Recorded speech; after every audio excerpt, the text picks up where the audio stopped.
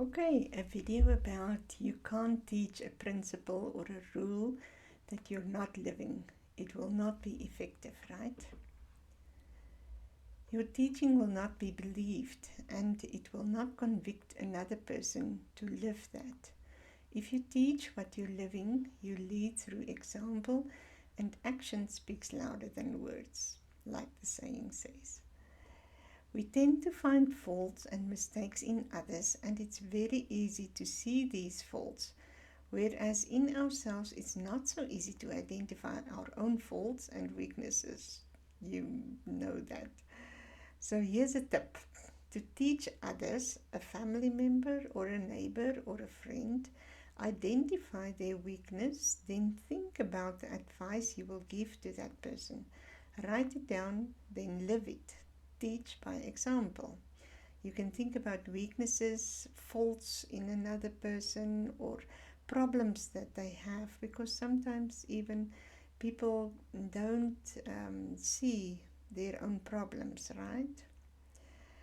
Also, okay, and then if you teach it like that, it's more effective because you're teaching through example.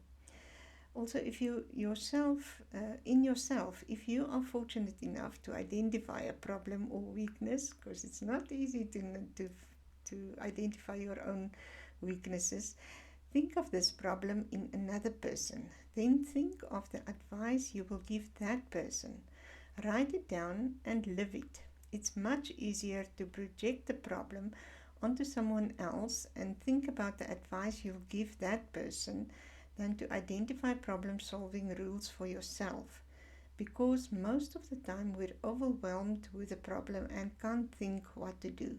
But if you think, what advice will I give another person for this problem, it's easier. Also, if you're striving to hear the Spirit more, this advice method is a wonderful way to hear His voice. Ask in the Spirit, what advice can I give this person? Then listen.